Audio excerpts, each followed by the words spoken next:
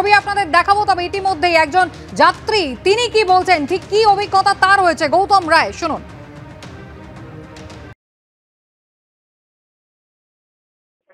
সকালবেলা আজকে প্রায় ঘন্টাখানেক আগে আমরা ট্রেনের ভিতরে ছিলাম, হঠাৎ করে একটা ঝাঁকুনি দেয় প্রচন্ড ভাবে। আমরা সিটের থেকে লাফ দিয়ে পড়ি, লাফ দিয়ে পড়ি, পিছনে গিয়ে দেখি আমাদের 2-3টা কামরা পরে বগি ছুটে গেছে। আচ্ছা, নেমে দেখলাম আরো পিছনে আরো একটা মাল গাড়ি এসে উল্টো দিক থেকে এসে পিছনে ছিল আমাদের গাড়ি, ওটা আমাদের এই কাঞ্চনজঙ্ঘা এক্সপ্রেসকে বাড়ি দেয়।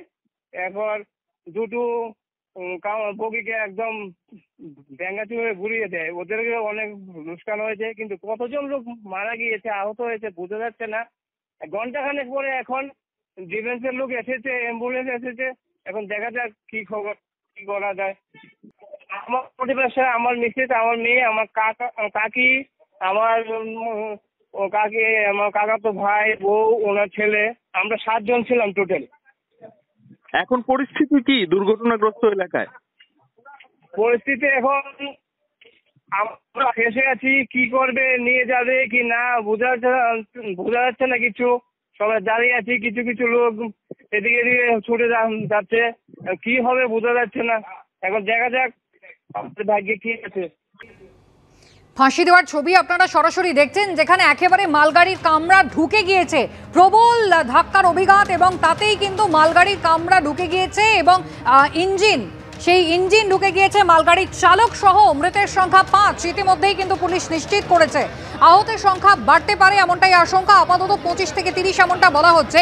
কি ভয়াবহভাবে কাঞ্চনজঙ্ঘা এক্সপ্রেসের কামরা এখনো ওপরে ঝুলছে এবং তার ভিতরে কেউ আটকে আছেন কিনা সেটা কিন্তু এই মুহূর্তে সব থেকে বড় প্রশ্ন।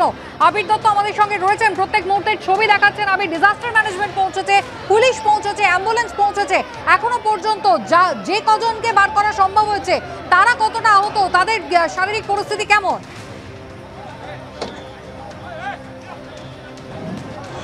দেখো, এখনো পর্যন্ত তোমাকে দেখাচ্ছি ছবি, এনডিআরএফ এর তরফ থেকে উদ্ধার কাজ চালানো হচ্ছে এবং সেখানে আছেন কিনা সেটা দেখার চেষ্টা চালানো হচ্ছে।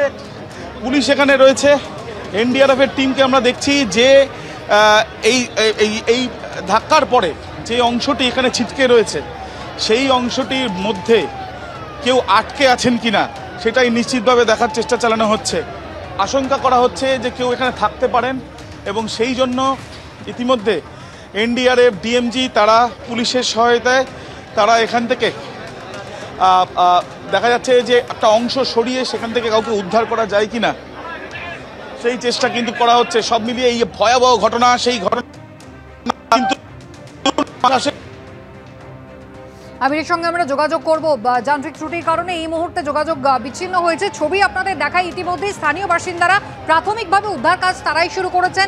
এনডিআরএফ এসে পৌঁছেছে, পুলিশ এসে পৌঁছেছে, রেলের আধিকারিকরা এসে পৌঁছেছেন, কিন্তু একেবারে খেলনা গাড়ির মতো দুমড়ে মুচড়ে গিয়েছে কাঞ্চনজঙ্ঘা এক্সপ্রেসের 3টে বগি।